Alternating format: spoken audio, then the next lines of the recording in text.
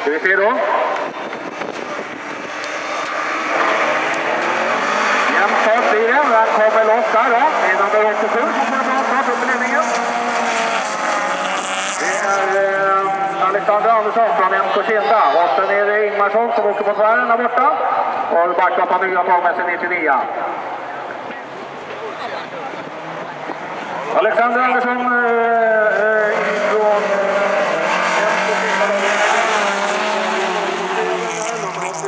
det är Robert Arvidsson från MK Kinda i namn.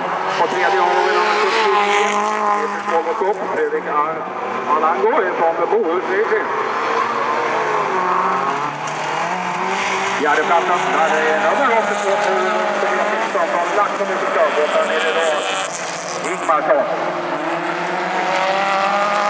Ingmarsson som skulle lägga race-skorna på hyllan, men jag pratade med henne häromdagen och sa att det gick fasiken inte. Jag kunde inte låta bli.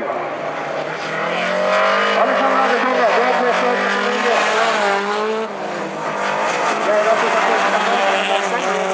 Det är Volvo-spelen. Stenhårt där bakom honom. Och där blir de en fajtare med varandra. Sedan kommer upp mot kurvan. Vad händer där då? Då får han en tredje åkaren från Volvo andra platsen. Men det är stenhårt slagning där bakom.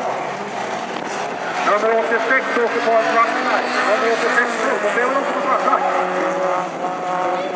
Då är det en röva taven. Det är Tobias Nilsson från Laxå då som är uppe på andra platsen istället. Allt med att Alexander Andersson är på väg mot en överlägsen i steget.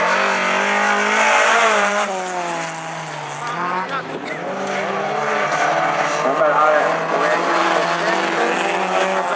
Sen har vi då Tobias Nilsson kvar på andra platsen.